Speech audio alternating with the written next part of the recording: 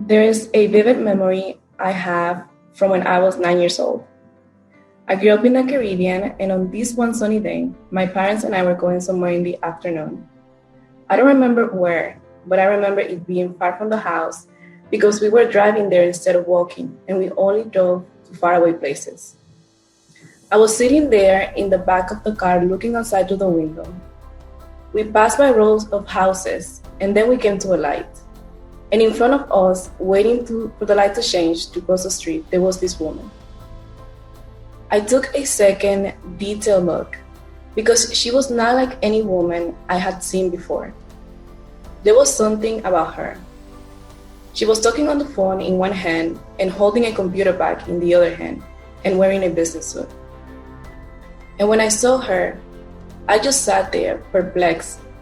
I stared at her. She had a rare aura of power and confidence. I imagined her being something like a boss. I was so surprised I had not seen a woman in a suit before in person. After that day, her image came to my head, here and there, but then with time I forgot about it.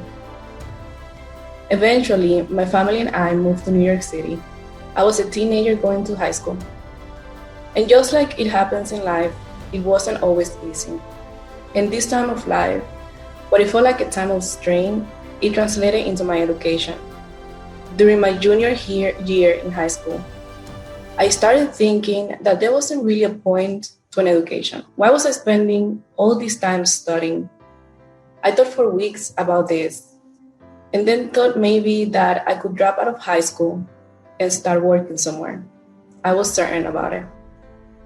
These questions in my head surprised me because growing up, I just really enjoyed learning new things.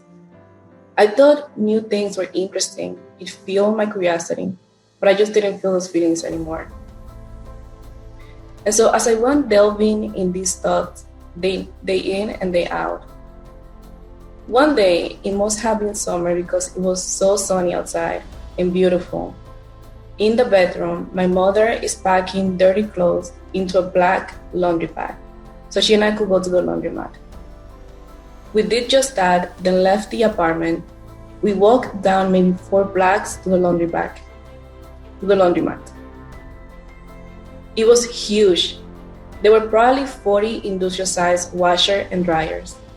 And so even though every time we went there was a lot of people, it never felt packed. So while the clothes were washing, I am seeing my mother enter a new load of clothes into the machine that just finished. And instead of helping her this time around, I sat near the entrance of the place and I started contemplating inside. There, I see so many commonalities among the people. Everyone there had a similar background. Most of us were immigrants, Latinos, living in the Bronx, and here and there struggling economically. It reminded me how not just my mother, but many people who at some point had to make a decision related with money. Do I pay the light bill? Or I buy a school supply? Or do I pay this other bill? There was always a choice to make. And I thought, who are the people who don't have to struggle with money? I thought teachers, scientists, doctors, other professionals. I don't hear them struggling about this. They may have other struggles, but not like this kind. I hear people all around me telling me how just there's not enough. And I said, you know what? I don't want years to pass by and be in the same situation where I am struggling to choose between providing for my children and paying bills. So I asked myself, even if I didn't know why I was doing this, why not finish school? I decided to no longer delve on the thoughts and just do it.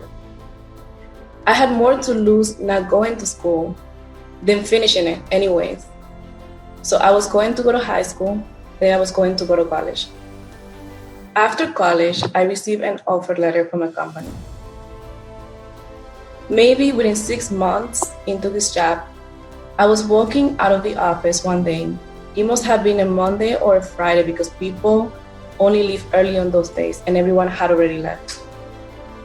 I am walking down a hallway that leads to an exit while I am on the phone. In the other hand, I'm carrying my computer bag and I was wearing a business suit.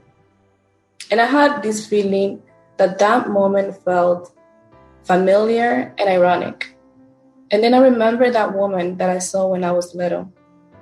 And I thought she was like a boss. And I wasn't a boss then, but I did feel pretty powerful.